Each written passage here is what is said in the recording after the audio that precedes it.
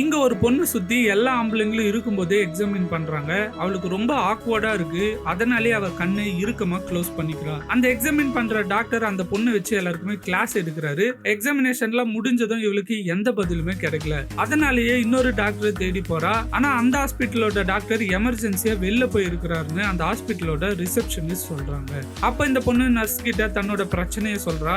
அவளுக்கு சின்ன வயசுல இருந்தே மென்ஸ்ட்ருவல் சைக்கிள் நடக்கல. ஆனா இந்த விஷயத்தை யாருக்கிட்டையும் சொல்லாம மறைச்சு வச்சிருக்கா. இந்த விஷயம் அவங்க அம்மா கூட தெரியாது. அப்ப அந்த ஹாஸ்பிட்டலோட டாக்டர் வந்து இவளை ஃபுல்லா செக் பண்றாரு. இவளுக்கு ஒரு வியர்டான சிண்ட்ரோம் இருக்கிறதா டாக்டர் எக்ஸ்பிளைன் பண்றாரு. இவ பார்க்கவும் நடந்துக்கவும் பொண்ணா இருந்தாலும் இவளோட உடம்புக்குள்ள இருக்கிற ஜீன்லாம் மென்னோட கேரக்டரை கொண்டு இருக்குன்னு. அதனாலதான் இதுவரை அவளுக்கு மென்ஸ்ட்ருவல் சைக்கிள் நடக்கலன்னு எக்ஸ்பிளைன் பண்றாரு. அதை கேட்ட உடனே அவ ரொம்ப உடஞ்சு போயிடுறா.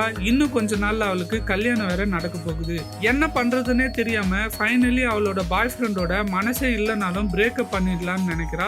அழுதுட்டே அவ பாய் ஃப்ரெண்ட் கிட்ட போய் வேற ஒரு நல்ல பொண்ணை கல்யாணம் பண்ணிக்கோன்னு சொல்றா. ஆனா அவன் உனக்கு குழந்தைய பிறக்கலனாலும் பரவாயில்ல, நான் உன்னோட சோலை தான் லவ் பண்ணேன் அப்படின்னு சொல்லிட்டு இவ பின்னாடியே சுத்திட்டு இருக்கான். லாஸ்ட்ல 2 பேரும் ஒன்னாயிடுறாங்க.